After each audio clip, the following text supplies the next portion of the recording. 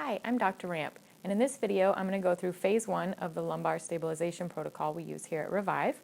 And these are just going to be 2 posture exercises you can use throughout the day to correct a couple different posture mistakes we see. So the first one is for your upper back and neck. We use a gross analogy called the Meathook Posture.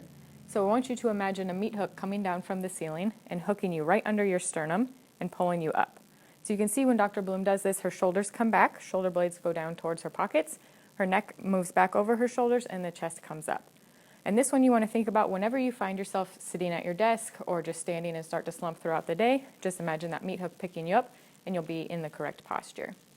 The second exercise is for your low back, and this is called a pelvic tilt. Most people, their pelvis, if you imagine the pelvis is like a bowl, most people's is tilted forward like this, and ideally you want it to be level like this. So the best way to do this is to find your pubic bone in the front and put a hand on your tailbone in the back, and then tuck your tailbone underneath of you, popping your pubic bone up towards the ceiling. And you can see when she does this, that whole pelvis tucks underneath. You should feel a little bit of squeeze in your glutes and a little bit through the abs when you're doing this. And these you can do whenever you think about it throughout the day. Hold it for a couple of seconds and then release. You can do up to 10 of these in a row just so your brain gets used to firing those muscles, and then you'll find yourself doing it naturally throughout the day more often. If you have any questions on either of these exercises, let us know next time you're here.